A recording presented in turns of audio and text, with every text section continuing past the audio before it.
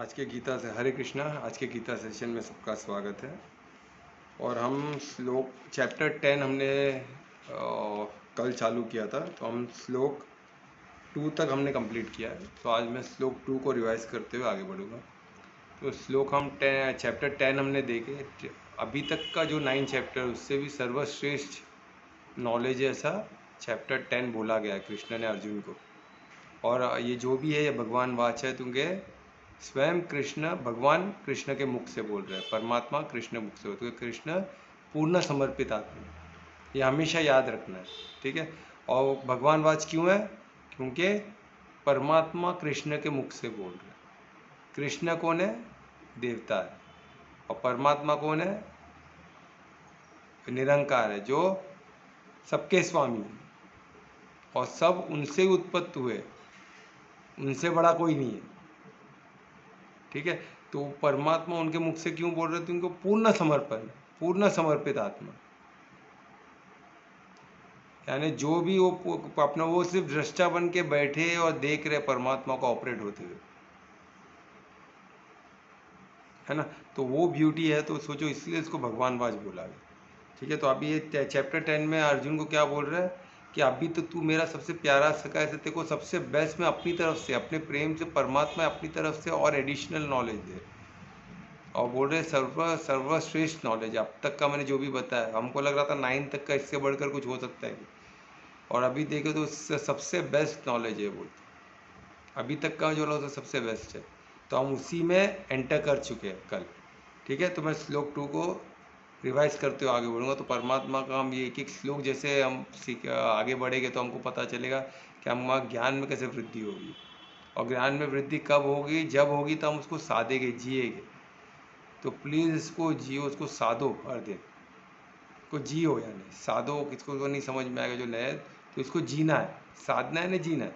साधक को साधना, साधना क्यों हम साधक साधना क्यों बोलते हैं? क्योंकि वो हमारे लिए साधन है, वो डिवाइन है, नॉर्मल जीने की बात नहीं है। इसको बहुत कॉन्शियसली, बहुत भक्ति, बहुत शक्ति बोलते हैं ना, बहुत डिवोशन के साथ करना है। क्योंकि वो साधते हैं हम कैसी चीज़ को साध रहे हैं? धार्मिक चीज़ों को साध रहे हैं, जो हमको परम परम गुना क्या देने वाला है? परम सिद्धि देने वाला है। ये कोई छोटी मोटी चीज़ के लिए हम नहीं एफर्ट डाल रहे, हम सर्वश्रेष्ठ सबसे बेस्ट जो है उसके लिए हम एफर्ट डाल रहे हैं। तो उसमें हमको फुल फोकस होना चाहिए और पूरा अपना 100% देना चाहिए। इसलिए हम ऐसे साधक उसको साधना बोलते हैं, यानी डिवाइन। ऐसा कुछ हम ऐसे बोलते हैं ना, कोई ऑर्डिनरी चीज़ नहीं कर रहे हम, बहुत ही इंपॉर्टेंट चीज़ कर रहे हैं और बहुत ही डिवाइन चीज़ कर रहे हैं, बहुत ही दिव्य चीज़ को हम प्रैक्टिस में ला रहे हैं, ठीक है। तो इसमें उतना विश्वास के साथ और पूर्ण समर्पण के साथ करना है।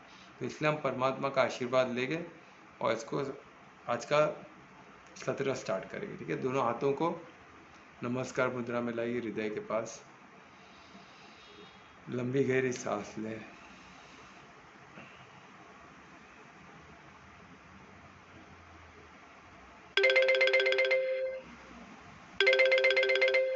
अरे मैडम का एक माता जी का फोन है, मैं ले लेता हूँ, एक मिनट।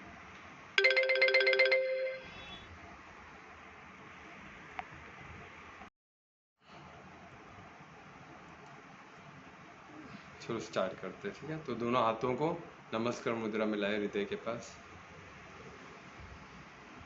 लंबी गहरी सांस लें और सांसों के मध्य से पूरे शरीर को शिथिल करें और परिशुद्ध प्रेम से, पूर्ण भक्ति से, पूर्ण समर्पण से परमात्मा को याद करें। परिशुद्ध प्रेम से उनको धन्यवाद दें इस ज्ञान के लिए, उनके आशीर्वाद के लिए, उनके प्रसाद। हम इस दिव्य ज्ञान को अपने जीवन में उपयोग कर सके, अपना और सभी का अपने जीवन को मंगल कर सके। हम ज्ञान स्वरूप बोल के आगे की जीवन बिताए और जो भी उद्देश्य में हम आगे बढ़ रहे, गुरुकुल बनाना, उस मकसद में परमात्मा का साथ मिले, हम सफल और ज्ञान स्वरूप बढ़ के औरों को भी प्रज्वलित करे। ये सब दिव्य कार्य में हम सफल ऐसे परमात्मा को प्रार्थना करते हुए उनको फिर से धन्यवाद देते हुए आत्मा का दर्शन करें। आंखों में लोग श्री गणेश और स्टार्ट करते हैं। ठीक है, तो जैसे मैं बताया था हमने चैप्टर 10 की शुरुआत की है, जो बहुत ही विभूति योग करके ऐसे चैप्टर का नाम है। और विभूति मैंने एक्सप्लेन किया था लास्ट रिकॉर्डिंग में, आपको सब मिल जाएगा, तो डिटेल में किया है। बहुत प्यारा ये चैप्टर की शुरुआत हुई है। तो हम चैप्टर श्लोक 2 कंप्लीट किया, तो मैं श्लोक 2 को रिवाइज करते हुए आगे बढ़ूँगा। श्लोक 2 में जैसे परमात्मा बता रहे कि परमात्मा को जानना, पूर्ण तरह जानना, ये इम्पॉसिबल है, नेक्स्ट टू इम्पॉसिबल है, कोई नहीं जान सकता। हम जो बोलते हैं देवी देवता जानते होंगे, या ऋषि जो परम ज्ञानी है, तो ऋषि ब्रह्म ऋषि तक, जो ब्रह्म ऋषि बोलते हैं, तो ऋषि में सबसे सर्वश्रेष्ठ है ना, जो ज्ञानी सर्वज्ञानी ऋषि को हम सर्वज्ञानी बोलेंगे। उन्होंने वेद पुराण सब उन्होंने ही हमको दिया है सब। एक्चुअली वेद का कौन रचयिता हमको पता नहीं है, पर ऐसे ऋषि ब्रह्म ऋषि इन लोग नहीं लिखे होंगे, है ना, जिन्होंने जो भी उन्होंने ध्यान में जो भी साधना में जो भी जाना होगा, वो धीरे धीरे लिखते हुए इतना हमारे पास या अपार जो स्क्रिप्चर्स पढ़े, ये सब ऋषियों की देन है, ऋषियों की। ठीक है, तो ऐसे ऋषियों को भी परमात्मा को पूरा जानना ये इम्पॉसिबल है। ऐसा क्यों बोल रहा है? परमात्मा तो कि उसके पीछे थी कि वो सब कुछ उनसे उत्पत्ति हुई, ऋषियों की, देवी देवताओं की, उनसे। और जो पहले ही है और जो बाद में आते हैं उनको अपने, जैसे फादर है, फादर को बच्चे का पूरा मालूम होता है, पर बच्चे को फादर का नहीं मालूम होना, कैसे जन्म हुआ उनका, कहाँ वो जन्म हुआ उनका, उनके पहले का उनको नहीं मालूम होगा, ये पॉसिबल ही नहीं। तो उसी तरह परमात्मा सबसे पहले परमात्मा, उसके बाद क्रिएशन आया। परमात्मा जो बोलते हैं ना, एकम स शिव, जो बोलते हैं ना, जो अखंड ज्योत बोल के हम उनको देखते हैं, वो भी उनका एक स्वरूप है। जो सबसे शुरुआत में अखंड ज्योत एक बिंदु स्वरूप थे, उससे बाद उनका विस्तार हुआ, उनके विस्तार में बाकी सब जो भी निर्माण कार्य उसके अंदर हुआ। तो ये सब, ये जो भी हम जानते हैं, ये सब क्या हो सकता है? एक तो ये हो सकता है कि ये सब परमात्मा के प्रसाद जो हमको मिला है, यानी परमात्मा एक तरफ बोल रहे कि कोई जान नहीं सकते, और थर्ड श्लोक में बोल रहे हैं कि जो भी मुझे जानते हैं, तो कॉन्ट्राडिक्ट कर रहे हैं। तो कॉन्ट्राडिक्शन क्यों है? अब श्लोक 3 में बोल रहे जो मुझे जानते हैं, तो इधर बोल रहे कि कोई मुझे जान नहीं सकता, और श्लोक 3 में बोल रहे कि जो मुझे जानते हैं। ये जो ऑपोजिट जो दिख रहा है, इसलिए दिख रहा है कि जो मुझे जानते हैं वो मेरे ही आशीर्वाद से जानते हैं, यानी ग्रेस, परमात्मा का ग्रेस, परमात्मा का आशीर्वाद, उनके ही परमिशन से। और जितना जानना है उतना ही वो परमात्मा की इच्छा है उसमें, तभी हम जान पाते हैं। नहीं तो परमात्मा को जानना है, जैसे पिता अपने पुत्र को जितना बोलेगा उतना ही मालूम पड़ेगा ना पुत्र को। अगर उन्होंने अपने बारे में कुछ नहीं बताया तो पुत्र को मालूम ही नहीं पड़ेगा। तो उसी तरह परम पिता है, तो वो जो हमको जितना हम जान सकते हैं, या जितना हमारी क्षमता है, या जितना वो चाहते हैं हमको जानना, उतना ही हम जान सकते हैं। तो जैसे हमको बिंदु स्वरूप पता है, तो ये भी उतना ही जो परमात्मा हमको जितना समझाना चाहते हैं उतना ही है। और उसके बावजूद जो लोग बोलते हैं हम जानते हैं परमात्मा को, खुद से जो बोलते हैं, अहंकार से जो बोलते हैं, और कुछ लोगों ने तो अपना अलग अलग किस्म का भगवान बना दिए, अलग अलग किस्म, परमात्मा को ही निरंकार को अलग अलग स्वरूप दे दी, और स्वरूप नहीं दिए तो निरंकार को ही गलत तरीके से बताया गया। निरंकार बोलते हैं, निरंकार भी अलग तरीके से वो उसको डिनोट करते हैं, उसको समझाते हैं। वो सब क्या, उनका मेंटल, उनके बुद्धि का सब उत्पत्ति है, वो उसमें परमात्मा का कोई वैसे है नहीं। क्यों? इसमें श्लोक 2 में दिया गया, क्लियरली दिया है कि मुझे कोई नहीं जान, यहाँ तक के महर्षि, देवी देवता, अभी उनसे बढ़कर कोई हो सकते हैं क्या? देवी देवता सबसे पहले त्रिदेवी बने ना, परमात्मा ने त्रिदेवता से बढ़कर कोई नहीं है। ब्रह्मा विष्णु में, इनसे तो बढ़कर कोई नहीं है। पूरा ब्रह्मलोक से बढ़कर तो कोई लोक नहीं है। और ऐसे कितने ब्रह्म लोग हैं जो सब परमात्मा के अंदर है, सब परमात्मा से ही उत्पत्ति हुई है उन सबकी। और फिर उसके अंदर जितने देव, तीन त्रिदेव है, उनके पास जो लॉज है, ये त्रिदेवता भी त्रि किस्म के लॉ है, जो फंक्शन, क्रिएशन एंड एक मेंटेनेंस और एक रीडेवलपमेंट, जो रिसाइकलिंग का काम करता है। ऐसे तीन देवता है, वो सब परमात्मा के अधीन है। और उसी तरह, और ये परमात्मा के अधीन है, और क्या है, तो उनके अंदर बाकी जो आते हैं देवी देवता है, उनके अंदर जो देवी, जैसे इंद्र है, अलग अलग देवी देवता, ये सब क्या है, सूर्य देवता है। इनको हमको सूर्य कैसे पर्सोनिफाई किया गया, एक एक लॉज है जो परफेक्ट अपने लॉ से बोलते हैं ना। एक जैसे एआई ऑटोमेशन मशीन चलती है, उसी तरह परफेक्टली वो लॉ के हिसाब से चलते हैं। उनका खुद का कुछ है ही नहीं, वो जो परमात्मा जैसा उनको उनका धर्म है, जो चलना उसी पे चलेगा, वो उसको चेंज नहीं कर सकते, एकदम डिसिप्लिन से चलते। तो उसी तरह क्रिएशन है, हम देख रहे जो जो अर्थ भी कहते परफेक्ट, जितने भी ये पूर्ण प्लानिटरी सिस्टम है वो सब उसी हिसाब से चलते हैं। तो हम श्लोक 3 में वो सब देखेंगे परमात्मा का ये सब क्या है, ये सब ऐश्वर्य जो हम देखते, तो पूर्ण जो परमात्मा का जो योगम ऐश्वर्य है, इसको योगम ऐश्वर्य, क्योंकि हम योगम है, वो हम नहीं समझ सकते। पूर्ण ऐश्वर्य को भी नहीं समझ, परमात्मा के स्वरूप को बोलो, उनके ऐश्वर्य को बोलो, पूर्ण हम समझ ही नहीं सकते।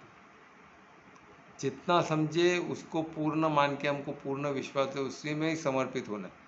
हम बोले कि परमात्मा पूरा जानने के बाद ही हम करेंगे तो वो बहुत मुश्किल है, वो कब होगा, वो नहीं होने वाली चीज़। ठीक है, तो इसमें क्या बोल रहे हैं परमात्मा कि मुझे जानना, पूर्ण जानना, जो देवी देवता ही मुझे नहीं जानते, और जितने ऋषि हैं, महाऋषि है जितने, वो भी मुझे नहीं जानते, है ना। इतना कठिन है बोल रहे कि मुझे जान ही नहीं सकते, क्योंकि मेरे से ही सब, क्योंकि मैं ओरिजिन हूँ, मैं निरंकार, जहाँ से सभी आकार निकले हुए, मुझसे ही सब निकले, मेरे से ही सबकी उत्पत्ति है। तो मुझे जानना, वो तो बता रहे कि मुझे जानना क्यों कठिन है, वो भी बता रहे, है ना। जो बोलते हैं ना कुछ लोगों को लॉजिकल आंसर चाहिए, तो उनके लिए भी वो बोल रहे कि लॉजिकली बताओ कैसे जान सकते हो, पिता को नहीं जान सकते तो नहीं जान सकते ना। तो उसी तरह इसमें बता रहे, और जो भी इन, और यहाँ तक कि देवी देवता और ऋषि सब भी मेरे से उत्पन्न, उनका ज्ञान व्यान सब मुझसे ही मिला है उनको जो ज्ञान हर चीज़ मुझसे ही मिला है। ये श्लोक 2 में जाना। और श्लोक 2 में जो हमने एक वर्ड देखा था, जो बहुत साधने के लिए मैंने एक दिए वर्ड बोला पता था, वो है प्रभु। प्रभु हम, इतना प्यारा वर्ड है। इसमें बता रहे कि जो भी परमात्मा, जो भी जैसे कृष्ण में, या जो भी उनका स्वरूप है, उसमें वो बहुत दिव्य स्वरूप में आते, वो सूक्ष्म इसमें आते, सबलाइम में आते, है ना। बहुत यानी उनका जो स्वरूप होता है, हमको जो मटेरियल फॉर्म में जो भी दिखता है, पर वो मटेरियल फॉर्म में आते नहीं है, वो एकदम उनके दिव्य स्वरूप में ही रहते हैं, और एकदम अति सूक्ष्म फॉर्म में ही रहते, सबलाइम नेचर में ही रहते, वो ऐसा स्थूल में नहीं आते। पर हम उनको स्थूल रूप में, हर स्वरूप परमात्मा का ही है, क्योंकि बना तो उनके ही तत्व से, परम तत्व से ही बना है। तो ये हमको थोड़ा समझना पड़ेगा कि हर चीज़ परम तत्व से बना है, तो वो परमात्मा का ही स्वरूप हुआ। पर परमात्मा उसमें इंडिपेंडेंटली नहीं रहते, परमात्मा का जो विस्तार रूप है उसके अंदर सब है, और सब उनसे उत्पन्न हुआ, उनमें ही लीन होने वाले, और हर एक के भोक्ता और कर्ता भी वही है। हमको जो भी प्राप्त होता है उनसे ही प्राप्त होता है। तो ये चीज़ को हमको जरा रिलेट एक साधक बोल के साधना होगा, तो आपको बहुत प्यारा लगेगा कि वो अगर किस में आते हैं कॉन्शियस से, हम शरीर में बताता है एक पार्ट को, हम अगर पूरे बॉडी में, तो हम हमारा विस्तार तो है, हमारा जो बोलते हैं ना, हमारी चेतना तो पूरे बॉडी में, इसलिए वो जीवित है, पूरा एक एक सेल जीवित है। और चेतना हट गई तो वो सेल जी नहीं सकता, क्योंकि वो उसी सिस्टम से जुड़ा हुआ है, जो सिस्टम है उसको पकड़ के रखा है वो चेतना ने। तो उसी तरह परमात्मा का चेतना का विस्तार पूरा ब्रह्मांड में, अखंड ब्रह्मांड है, उसके अंदर और कितने ब्रह्मांड है, अखंड ब्रह्मांड है, बहुत सारे ब्रह्मांड है परमात्मा के इकोसिस्टम है। वो सबको पकड़ के रखी, वो सबको परफेक्टली चल रहा है, क्यों? बिकॉज ऑफ परमात्मा की चेतना से, जो सचितानंद है उनके चेतना से। तो वो चेतना, हमारा भी शरीर, हमारे चेतना तो शरीर है, प्लस परमात्मा का भी चेतना उसमें, वो दोनों मिलके चल रहे हैं, तो हर चीज़ वैसे ही चलती है। तो ये जो सीक्रेट है ये हमको समझना पड़ेगा, और ये साधने से ही हो सकता है। इसको मंथन चिंतन, उसको मनन चिंतन करना पड़ेगा, मतना पड़ेगा, तब उसमें से जो निकलेगा वो ज्ञान, वो आपको दिशा दे सकता है। बाकी बहुत डिफिकल्ट है इसको समझना, क्योंकि आप कंफ्यूज होते रहोगे, है ना। तो हमको कंफ्यूज नहीं होना। और इसमें जो कॉन्ट्रडिक्शन दिखा है, इसमें श्लोक 2 में बोल रहा है कि मुझे कोई जान नहीं सकता, ये हमारे समझने के लिए बोल रहे हैं। पर जो ऋषि मुनि जो भी बोलते हैं, तो वो जो बोल रहे हैं वो टोटल परमात्मा से नहीं है, ऐसा नहीं है।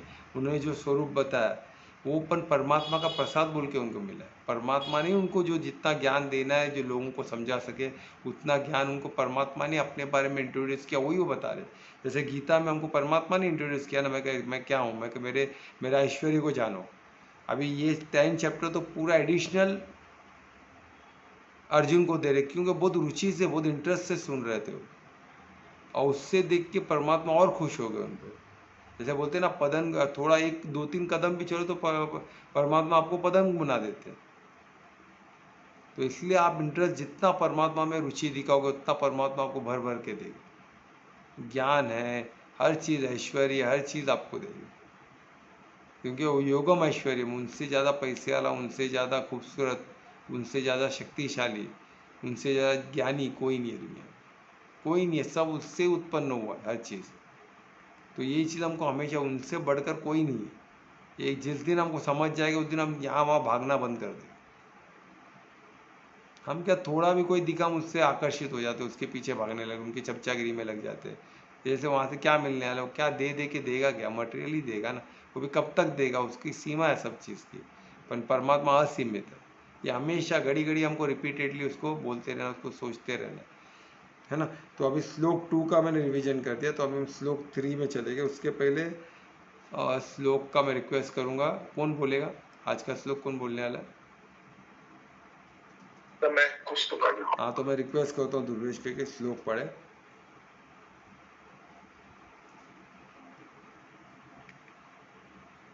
यो माम जमनादिं च वेति लोकमहेश्वरम् असम्मूढ़ समर्थेषु सर्वपाप्यैः प्रमुच्यते।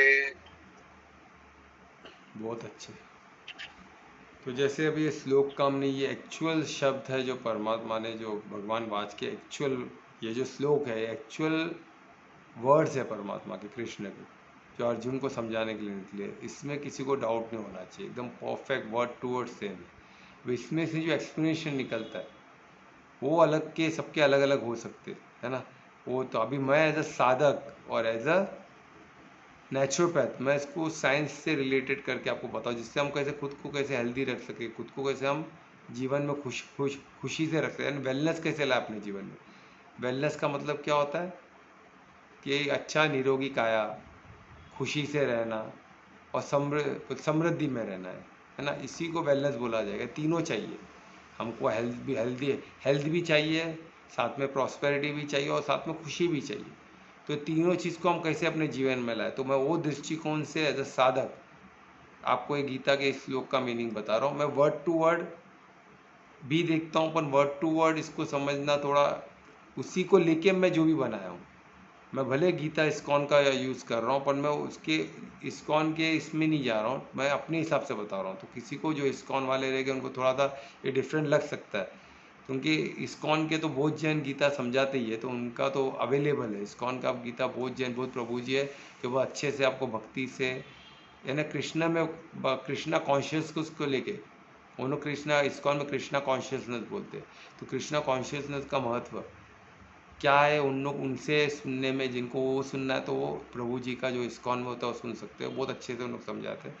पर मैं इसको अलग दृष्टिकोण से, साधक के दृष्टिकोण से, और किस तरह हम वेलनेस को अपने लाइफ में ला सकते हैं, वो दृष्टिकोण से बोल रहा हूँ। तो दो को रिलेट न करें, कंपेयर न करें, है ना। वो अलग अलग दृष्टिकोण है, पर ये है भगवान वाचा, ये कृष्ण ने अर्जुन को बताया, ये हर एक के लिए कल्याणकारी है। वो वैसे सुनो ऐसे क्यों, ये आपको कल्याणकारी करेगा। पर हमको श्लोक का महत्व को पकड़ के ही चलना है, श्लोक को हम चेंज नहीं कर सकते।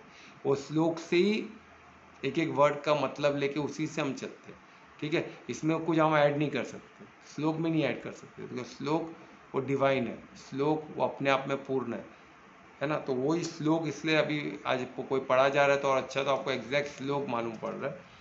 तो ये एक अच्छा हमारा चालू हुआ, कुछ दिनों से हमने स्टार्ट किया, तो हम कंटिन्यू रखेंगे। तो इसमें हम देखें, इसमें क्या बता रहे, अभी जैसे मैं बताया श्लोक 3 में क्या बता रहे कि जो मुझे जानते हैं, तो ये कॉन्ट्रडिक्शन क्यों था, अभी जानते हैं, इस काम को अभी समझना चाहिए। जानते यानी परमात्मा नहीं, हमें उनके आशीर्वाद से हम जानते, जो भी जानते। अभी ये भी हमको आशीर्वाद ही है ना, ज्ञान भी तो परमात्मा स्वयं हमको खुद को इंट्रोड्यूस कर रहे हैं। तो ये उनकी इच्छा है कि हम जाने उनको, तो इसलिए हम जान पा रहे हैं। उनकी इच्छा है, उनका परमिशन है, उनका आशीर्वाद है और उनका प्रसाद है जो हमको ग्रहण करना है।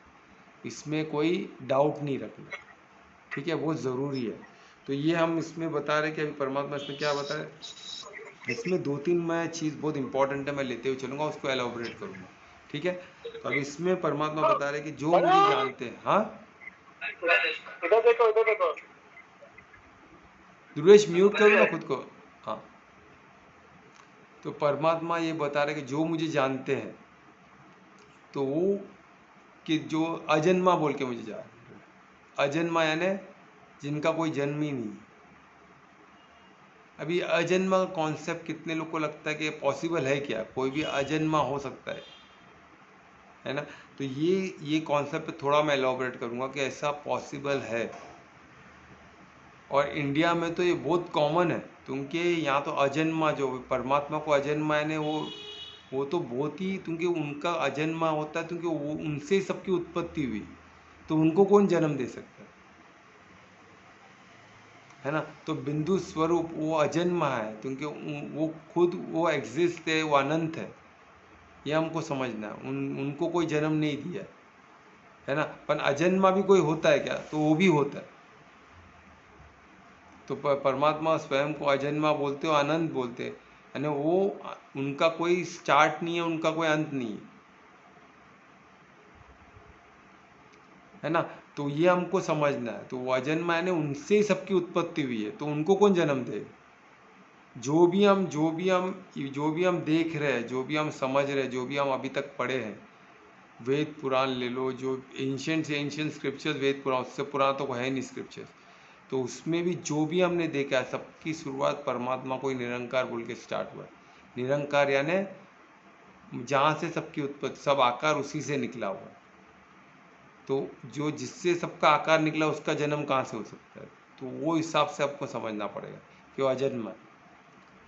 और जो बताना चाह रहा हूँ अभी अजन्मा के बारे में, थोड़ा सा मैं डिटेल लेके फिर आगे बढ़ूंगा, तो आपको समझ में आएगा कि अजन्मा होता है क्या। बिल्कुल, योग बल से भी जन्म होते हैं, योग की शक्ति से भी जन्म होता है।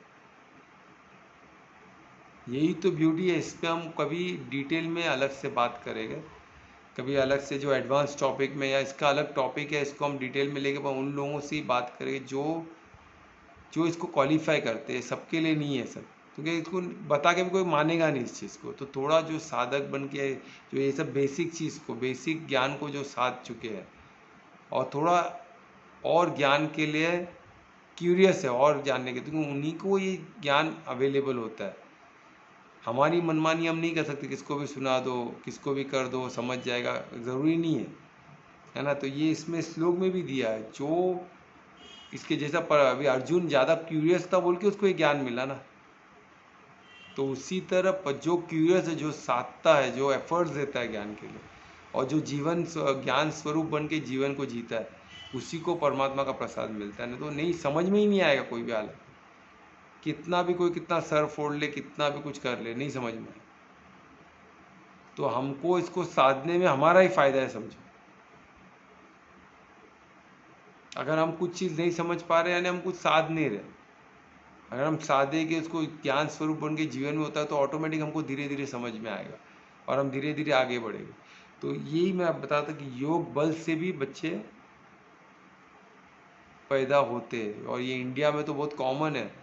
बाहर तो ये सब ऐसा हुआ है तो एक आध हुए भी है, जैसे हम जानते हैं कि एक हुए, तो उनको क्या बोलना, उनको प्रूफ करना पड़ता है कि वो माता वर्जिन है बोल के। ये कंडीशन में हालत चल रहा है वेस्टर्न का, वर्जिनिटी को प्रूव करना पड़ता है। कि ये प्रूव करने के लिए कि भाई आज, क्योंकि उनको उनके तो ऐसा कोई है ही नहीं ना, ये जानवर लोग को पॉसिबल नहीं है, एनिमल्स को पॉसिबल नहीं है। और ये जो योग बल से जन्म देना, ये जानवरों को पॉसिबल नहीं है, सिर्फ इंसानों को ही, वो भी जो ज्ञान में है, जो परमात्मा के भक्ति में है, जो परमात्मा को समर्पित है, वही लोग को कर सकते हैं। और हमारे इधर हमने देखा है ऐसे, गणेश जी सबसे जीते जागते हो जाए, गणपति जी का पैदाइश कैसे योग बल से ही हुआ है। पांडुपुत्र जितने 5 पांडव है, अर्जुन ये क्यों बता रहे हैं जन्म क्यों, ये अर्जुन क्यों समझ गया, क्योंकि अर्जुन का भी जन्म योग बल से ही है। कोई नॉर्मल माता पिता कैसे नहीं है। तो ऐसे इंडिया में अनेक एग्जाम्पल है, इसलिए हमारे लिए बहुत कॉमन है सब चीज़ को मानना। पर हमने अभी ऐसे हो रहे कि अभी नहीं होते, उतना शक्ति किसमें है, क्योंकि कोई समर्पित आत्मा ही नहीं है ना। समर्पित होने के बाद योग की शक्ति भी चाहिए, उतना साधना योग में भी आगे रहना चाहिए। योग साधना अपने आप में एक कंप्लीट ये है, वो भी करना है, फिर परमात्मा को समर्पित भी होना है, तब जाके योग बल से जन्म, एक बच्चे का जन्म हो सकता है। तो ये सब पॉसिबल है, तो इसको हम डिटेल में कभी करेंगे। तो ये आप लोग को ये जानना चाहिए, ये चीज़ पॉसिबल है, इंडिया में पॉसिबल है, इंडिया में मानते भी है इसको, और काफ़ी साल तक ये चले आ रहा है ना। काफ़ी जगह में तो छोटे छोटे एग्जाम्पल होते रह गए, बहुत कॉमन था इंडिया में प्रैक्टिस, बहुत कॉमन था। फॉरेन वेस्टर्न में एक आध हुए, और उसी को भी प्रूफ करना पड़ा है माता को। तो ऐसा इधर नहीं है, इधर लोग मानते क्योंकि बहुत कॉमन प्रैक्टिस है, ठीक है। तो परमात्मा खुद को अजन्मा, ये अजन्मा परमात्मा जो बोल रहे हैं अजन्मा, वो क्या है, वो योग बल से, उससे परमात्मा अजन्मा है, क्योंकि उनके पहले कोई था ही नहीं। योग बल भी कौन करेगा, साधना भी कौन, कोई एग्जिस्ट ही नहीं है। परमात्मा ही सबसे अखंड ज्योत बोल के ज्योति स्वरूप में, बिंदु स्वरूप में परमात्मा थे, वो हमेशा अनंत है, वो उनका कोई जन्म नहीं है। उन्होंने खुद का विस्तार किया, यानी उनमें उसमें से सभी आकार निकले, इसलिए उसको निरंकार बोलते हैं। उन्होंने खुद का विस्तार किया और अपने विस्तार, अपने परम तत्व का विस्तार किया, और परम तत्व से जो उन्होंने योग बोलते ना, ओम जो बीच मंत्र है, अनाथ से उनके वाइब्रेशन से, फिर वाइब्रेशन की दुनिया से सब बना, ठीक है। तो ये चीज़ को इस तरह समझना है, जिस तरह हम यही सिस्टम से समझना, और उसको साधने से आपको रिलेट हो जाएगा, इजीली हो जाएगा, है ना। तो परमात्मा से क्या बोलते हैं, मैं अजन्मा, जो भी मुझे जानते हैं अजन्मा, है ना। वो बता रहे जो भी मुझे जानते हैं, जैसे मैं बता रहा हूँ, मैं भी उनको अजन्मा बोल के जानता हूँ, तो बाकी लोग भी अजन्मा बोल के जानते हैं, तो ये सब हमको पता है ना। ये इंडिया में नई बात नहीं है कि परमात्मा अजन्मा है, उनका कोई जन्म नहीं दिया है, वो पहले से थे, हमेशा रहेंगे, है ना। हम भी उनके अंश है, तो हम आत्मा भी उनके सच्चिदानंद के पार्ट है, तो हम भी पहले थे, हमें अभी भी है, हमेशा रहेंगे। पर हमारा जन्म, हमारा कहाँ से हमारा उत्पत्ति हुई है, परमात्मा से हुई,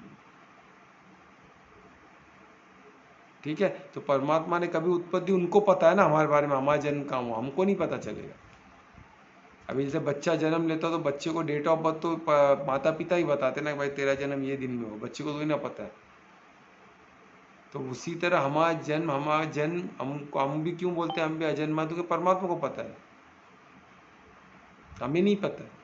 पर हम भी पहले भी थे, आज भी और हमेशा रहेंगे, क्योंकि हम सच्चिदानंद के अंश है ना। समुंदर का एक ड्रॉप पानी भी समुंदर का ही पानी ड्रॉप बूंद माना जाएगा ना। वो सब क्वालिटीज जो समुद्र में वही वो एक बूंद में भी है, पर विस्तार में ही फर्क है। वो एक उनका वो बिंदु का विस्तार, वो बिंदु एक बूंद तक ही होता है, और सागर का विस्तार पूरे सागर में होता है। तो उसी तरह परमात्मा का विस्तार अखंड ब्रह्मांड में, हमारा विस्तार हमारा बॉडी तक है। तो हमको ये समझना है, ठीक है। तो इसमें पहले बोलते जो लोग जानते हैं एज अजन्मा, एज अनादि, यानी जिसका कोई बिगनिंग नहीं, कोई स्टार्ट ही नहीं है, वो हमेशा थे, यानी उनका कोई बिगनिंग नहीं है तो भी हमें नहीं पता है। हम उनको जानते हैं, उनका कोई बिगनिंग ही नहीं है, वो अनादि है, वो अजन्मा है ना। और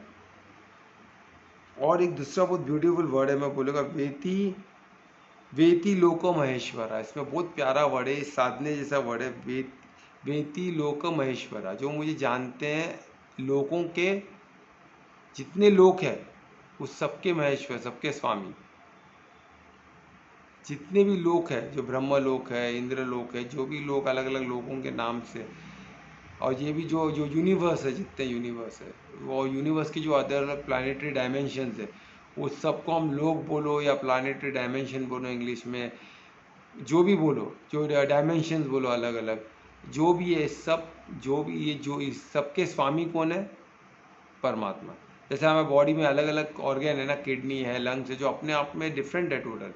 हार्ट अलग है, लंग्स अलग है, ब्रेन अलग है, किडनी अलग है, लीवर अलग, सबका फंक्शनिंग अलग है और टोटल वो ऑर्गन ही अलग है। एनाटॉमी में भी उसका हर एक सेल अलग है, स्किन के सेल अलग है, हर सेल टोटल अपने आप में टोटल डिफरेंट है। पर उनका जो जो मेन बोलते हैं ना, डीएनए सेम रहता है, क्योंकि हम एक सिस्टम को बिलोंग करते हैं, पर हर सेल का फंक्शनिंग अलग अलग है। पर सबका स्वामी तो हमारा हम ही है ना, हम आत्मा ही है ना। तो उसी तरह अखंड ब्रह्मांड में पूरा डायमेंशन टोटल अलग, हमने देखा ना ब्रह्मांड का एक दिन हमारा हजारों हजारों युग एक दिन है उनका, तो इतना फर्क है। पर जितने भी लोग हैं बड़े छोटे अलग डायमेंशन, सब परमात्मा, सबके स्वामी परमात्मा है। इसलिए वर्ड कितना प्यारा है, वर्ड आप सब वेति लोक महेश्वरा, इतना प्यारा है। ये आप साजो तो आपको एकदम स्ट्रांगली आपको लगेगा कि हाँ, सब लोगों के महेश्वर स्वयं परमात्मा है, सबके स्वामी, हर लोगों के स्वामी कौन है? परमात्मा। और परमात्मा बोलते जो मुझे वेती है, जो मुझे जानते हैं ऐसा, जो मुझे जानते कि अजन्मा है, जो मुझे जानते हैं अनादि है, जो मुझे जानते हैं लोगों के स्वामी बोल के जानते हैं, वो लोग। इसमें और एक वो लोग कौन है, उसके बारे में एक बहुत अच्छा वर्ड है, वो है सम्मुधा। सम्मुधा एक बहुत प्यारा वर्ड है, जो एज अ साधक आपको साधना चाहिए। ये मेरा बहुत प्यारा वर्ड है। इस बोलते हैं ना, इसमें क्या इसका मतलब क्या होता है? आप सोचो इसको मतलब को। एक तो होता है कि स्टडी, मैं धीरे धीरे आपको समझाऊंगा। स्टडी यानी इधर उधर भटक नहीं, एक ही जगह पे फोकस्ड है। स्टडी इंसान, कंपोज्ड। स्टडी यानी क्या, एक जगह पे एक संकल्प को लेके बैठा तो उसी पे चल रहा है बस। यानी धर्म तो सिर्फ धर्म, उसको इधर वो घोड़े का चश्मा का धर्म तो धर्म, उसी पे चले, वो अधर्म की तरफ देखेगा भी नहीं। कोई आ भी गया तो नहीं देखेगा।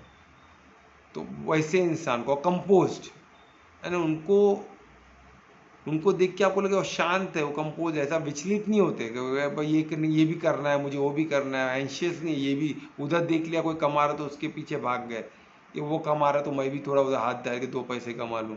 फिर उधर कोई देख रहा है कुछ और कर रहा है, उधर कमाते हुए देखा, इधर किसको फेमस होते हुए देखा, तो बोला मैं क्या करूँ, उधर भी भागेगा। फिर तो अरे फेमस तो हो जाऊँ थोड़ा, तो इधर आ जाएगा, इधर भाग के आ जाएगा, फेमस तो हो रहा है, भले पैसा नहीं, पर थोड़ा फेमस भी होना अच्छा लगता है ना सबको।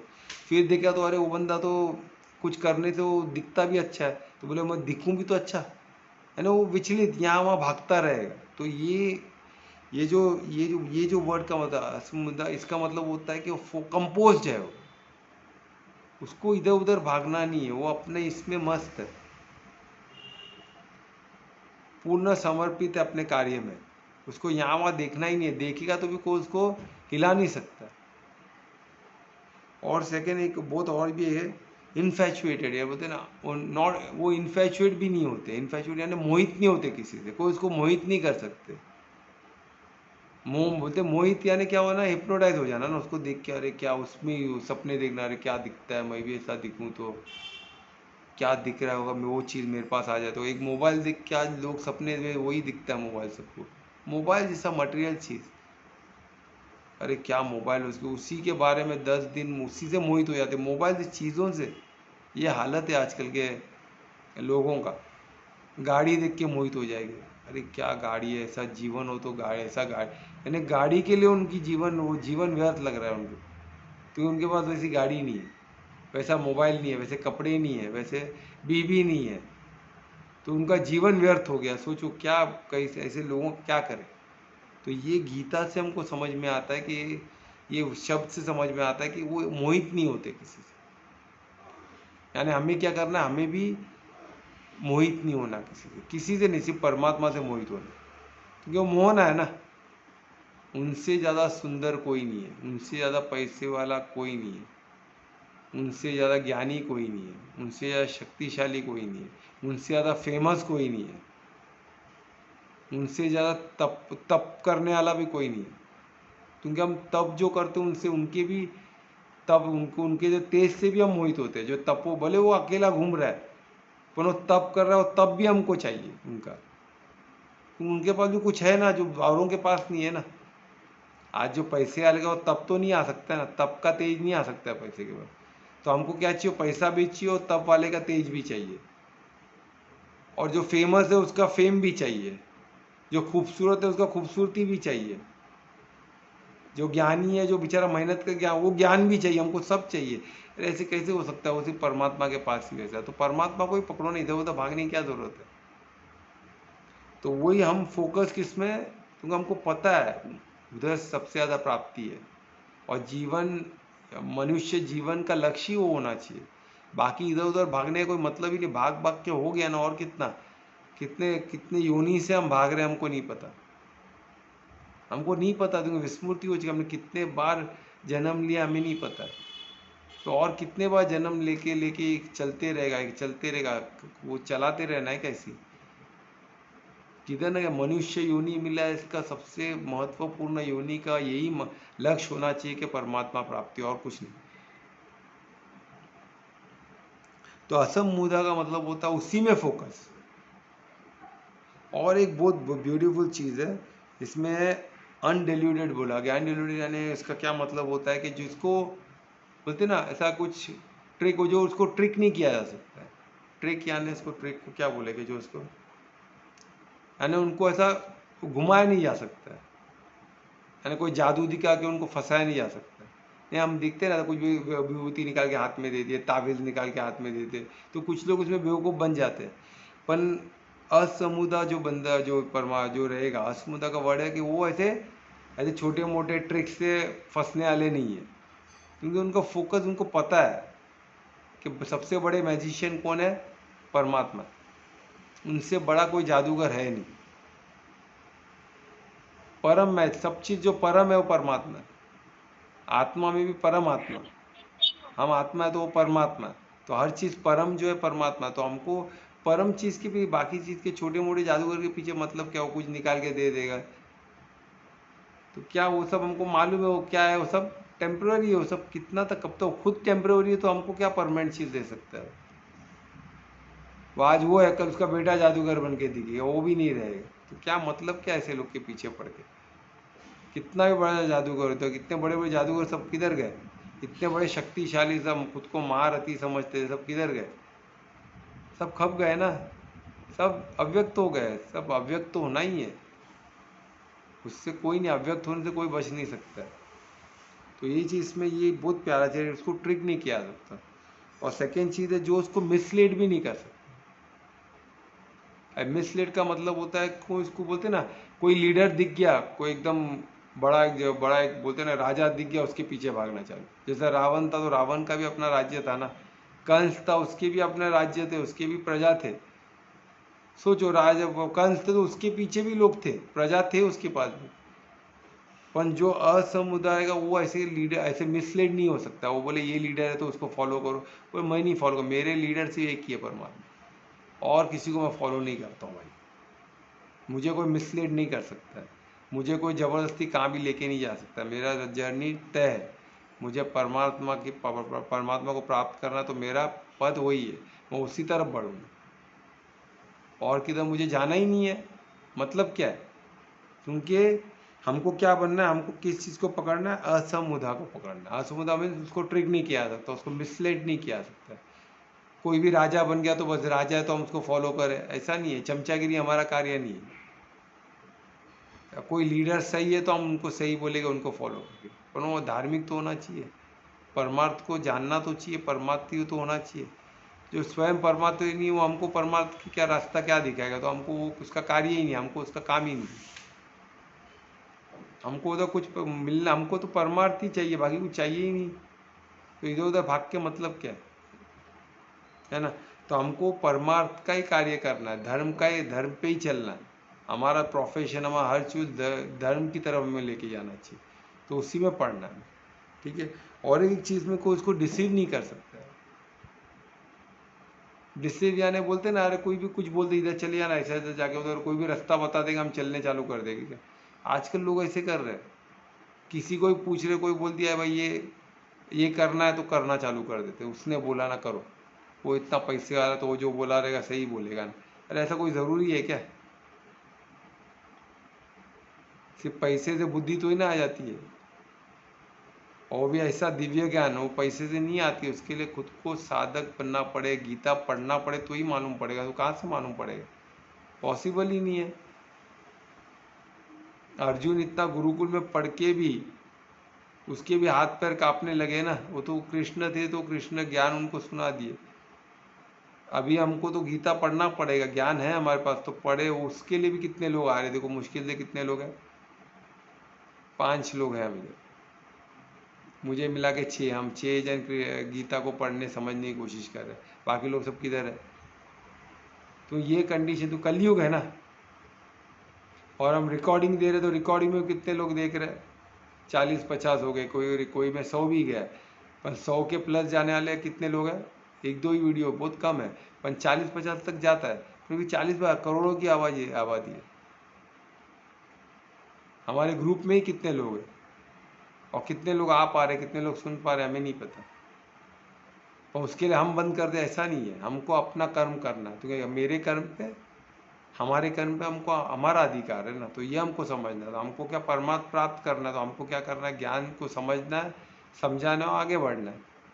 धार्मिक कार्य को छोड़ के किधर इधर उधर भटकना नहीं है, क्योंकि हम क्या है, हम असमुदा है, तो हम फोकस्ड है, हम स्टडी है, हम एक चीज़ में हमारे हम धार्मिक कार्य में लगे हुए, क्योंकि धर्म जो धर्म पे चलता है, धर्म के पीछे क्यों पड़े, तो धर्म में स्वयं परमात्मा इन्वॉल्व रहते हैं, तो परमात्मा को प्राप्त करना तो धर्म पे चलना ही पड़ेगा, उसके बगैर परमात्मा कहाँ मिलेगी, मिलेगी ही नहीं। अगर आप धर्म का कार्य कर रहे हो तो निमित्त बनो, तो परमात्मा आपके थ्रू कार्य करेगा। तो इतना इजी हो जाता है, पहले आपको धर्म पे चलो और फिर क्या करो, खुद को निमित्त बना दो, तो परमात्मा आपके थ्रू कार्य करना चालू करते हैं, क्योंकि धर्म को उनको स्थापना करना है ना, और धार्मिक में वो स्वयं इन्वॉल्व रहते हैं, तो कितना इजी हो जाता है उनको अनुभव करना, उनके थ्रू अपना कार्य, अपने बॉडी को समर्पित करना बहुत आसान हो जाता है। अगर हम अधर्मी कार्य करके हम बोले कि समर्पित होने जाएंगे तो पॉसिबल ही नहीं, तो अधर्म में परमात्मा रहते ही नहीं है, वहाँ आपको कौन मिलेगा, सब उनके लॉज मिलेंगे, कार्मिक लॉ मिलेगा, सब मिलेगा, क्योंकि वो सब आएंगे, तो उसके हिसाब से आपका आगे का जीवन तय हो जाएगा कि आप क्या बनोगे क्या नहीं बनोगे। पर हम क्या करें, हम परमात्मा को समर्पित हो गए, तो हमारे जो भी हमारा कर्म है वो सब परमात्मा कर रहे हैं, तो उसका पुण्य पाप सब परमात्मा को अर्पित, हमको कुछ है ही नहीं, हम तो दृष्टा बन के बैठे, तो परमात्मा हमको स्वयं लेके चाहिए किधर, परम धाम, जो परम सिद्धि है। तो यही समझना, तो इसमें क्या कितना प्यारा ये जो वर्ड है असमुदा, तो ये हमको इसको साथ के, ये सब क्वालिटीज है इसके, वो एक शब्द के इतने क्वालिटी है, सोचो इतना प्यारा, उसको साधोगे तो एक और निकलते रहेगा, है ना। तो बोल रहे जो असमुद है ना, जो जो परमात्मा बोलते जो मुझे जानते हैं अजन्मा, ऐसे लोग कौन और जो असमुद है, यानी जो फोकस्ड है, जो स्टडी है, जो किसी को मोहित नहीं होते, जो मुझ पे समर्पित है ना, जो किसी को जो मुझे ही फॉलो करते और किसी को फॉलो नहीं करते, जो मुझसे ही मोहित है और किसी को मोहित नहीं, और किसी से मोहित नहीं होते, जो मुझसे परिशुद्ध प्रेम करते, वैसे लोग को मैं और आप ऐसे करने से आप क्या करते हो, आप मुझे ऐसे समझते हो और आप खुद मुझसे मोहित हो, मुझ पे मोहित हो, मुझे फॉलो कर रहे हो, सब कर रहे हो, तो आप हर पाप से मुक्त हो जाओगे, हर किस्म के पाप से आप मुक्त हो जाओगे, क्योंकि कार्मिक लॉ भी परमात्मा के अधीन है। जो कार्मिक लॉ है, जो फैसला करती है ना कि पाप पुण्य खाता जिसके पास होता है, कार्मिक लॉ के पास होता है ना, वो कार्मिक लॉ कर्म का जो खाता होता है, उसी में पुण्य और पाप का खाता है ना, तो वो भी किसके हाथ में है, वो भी किसके अधीन है, परमात्मा के अधीन है। तो आप सब पापों से मुक्त हो जाओगे, क्यों, क्योंकि आपको परमार्थी होना, तो सब बारी खाता सब जीरो करने के बाद ही आपको परमात्मा लेके जाएगी, है कि नहीं। जैसे अभी कुछ अपना खाता, कुछ हमारे पास कुछ पेनल्टी रहता है या फिर कुछ रहता है हमारे खाते में, और देखते कोई जैसे फॉर एग्जांपल आप इधर देखो, जैसे आईटी ऑफिस में किधर भी हमारा कुछ खाता में बाकी है, हमको देना है किसी को, और कोई पहचान वाला आगे बोले नहीं मेरा आदमी, उसको ले लो भाई, वो सब माफ मैं देख लूँगा, चलो वो सब मेरे अकाउंट में डाल दो, तो कोई कुछ बोले भाई कुछ को जीरो कर देते हैं ना। तो उसी तरह परमात्मा में अकाउंट कार्मिक उनके अधीन है, कर्म का कार्मिक लॉ भी उनके अधीन है। जब परमात्मा बोले नहीं वो मेरा मेरा भक्त है, मैं उसको भेज दे, तो वो स्क्वायर ऑफ करके भेज देते उसको, सब कुछ फर्क। तो सीधा परम धाम जाएगा तो फिर आने ही नहीं वाले, तो कहाँ वसूलने वाले, सब जीरो करना पड़ेगा उसको, क्योंकि परम धाम से सिंगल टिकट, वहाँ चले गए तो फिर रिटर्न आना नहीं है। तो ये अकाउंट का क्या मतलब है? कार्मिक बोले मैं अकाउंट लेके कितना सर पे लेके घूमूँ, वो लॉ भी बोलेगा ना, एक बार परम धाम में अंदर चला गया तो ख़त्म हो गया, फिर ये वो तो आने वाला है नहीं, तो मैं खाता लेके इधर घूमते बैठूँ, इससे अच्छा फाड़ के फेंक देगा वो, ये आने वाला है नहीं। और किधर गया? परम धाम, वहाँ से तो कोई आने वाला है नहीं, रिटर्न कोई नहीं आता है। और वो 75% है, वो परमात्मा का घर है, उधर कौन जाएगा? बॉस, बिग बॉस है, बिग बॉस का घर है, उधर कोई नहीं जाता। उधर जाने तुम्हें वो क्या है? परम ऐश्वर्य है, योगम ऐश्वर्य परमात्मा का है, तो उधर वो इतने बड़े घर में कौन जाए? कोई नहीं जाता। तो ये हमको समझना है। तो इतना क्लियर श्लोक, इतना बड़ा हमारे लिए प्रमाण है इस चीज़ का। ठीक है, तो अभी इसको हम, लगता है टाइम हो गया, तो हम इसको यहाँ समाप्त करते, कल इसका रिवाइज करते हम आगे बढ़ेंगे। और कल बहुत महत्वपूर्ण 4 और 5 हम श्लोक रह गए, जिसमें हमको ऐसी अद्भुत चीज़ों की जानकारी, इसी को आगे बढ़ते हुए हम चले गए तो बहुत बहुत ज्ञानपूर्वक चीज़ें रहने वाली है। ये पूरा चैप्टर ही अनोखा होने वाला है। ठीक है, तो किसी को कुछ क्वेश्चन है यहाँ तक का तो पूछ सकते हैं प्लीज़।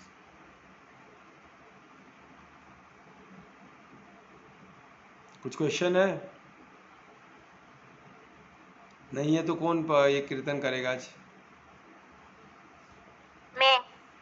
हाँ करो कोमल।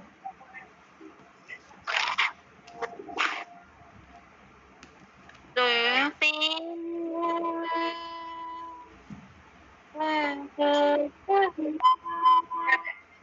मेरी धड़कन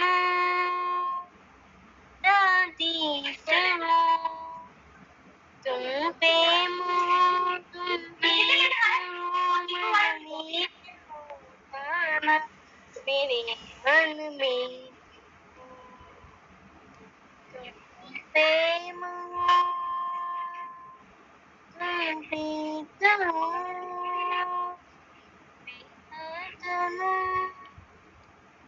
दादी तुम, मैं हूँ जहाँ तुम हो वहाँ,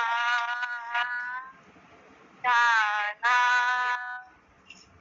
मैं हूँ जहाँ तुम हो वहाँ, बददिल नहीं है कुछ यहाँ, तुझ में धड़कता है दिल, तुझ में धड़कता है दिल, यूं मैं जानता ना मनमीत हो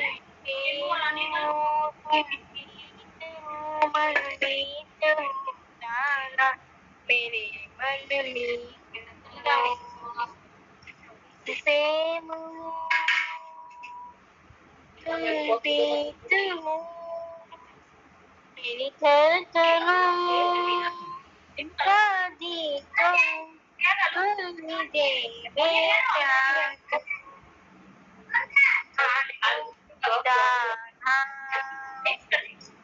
तुम मुझे बेचारा बस दिल से मैं जान ले, मेरे हलोम में तुम भी हो, हलोम में तुम भी हो, यूं जाना तुम प्रेम हो, तुम प्रीत हो, मन मीत हो जाना,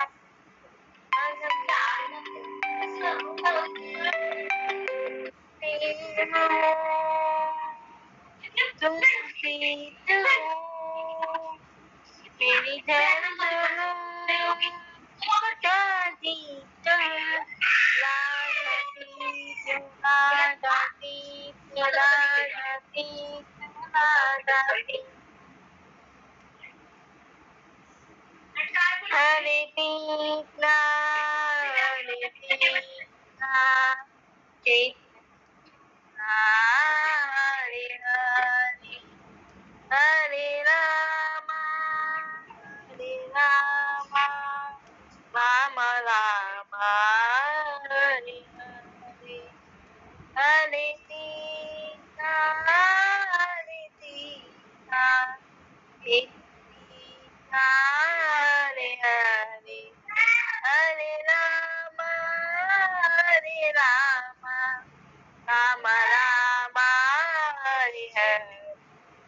हरे कृष्णा हरे कृष्णा कृष्ण कृष्णा हरे हरे हरे राम राम राम हरे हरे हरे कृष्णा हरे कृष्णा कृष्ण कृष्णा हरे हरे हरे राम राम राम हरे हरे राधा बहुत अच्छे कोमल, बहुत अच्छे। बहुत दिनों के बाद आपका आवाज़ सुना, बहुत अच्छा लगा। ऐसे ही प्रैक्टिस करते रहो। प्रैक्टिस की शक्ति, अभ्यास की शक्ति देखो, कोमल से मालूम पड़ता है कि वो ये सब गाना उसने खुद से सीखा है, पहले से उसको नहीं आता था। तो ये सब खुद के प्रैक्टिस से बोलते हैं ना, इसको ही साधना बोलते हैं। हर चीज़ को प्रैक्टिस का तो साधना ही हो गया ना। अभ्यास, अभ्यास के सिवा कुछ नहीं होता है ना। तो बहुत अच्छा। तो इसी तरह प्रैक्टिस करते रहो, अभ्यास करते रहो, ठीक है। तो हम कल फिर मिलेंगे 9 बजे। तब तक के लिए शुभ रात्रि, सबका मंगल हो। सब ज्ञान स्वरूप बन के अपने जीवन को मंगल करें। शुभ रात्रि। शुभ थैंक यू। रात्रि।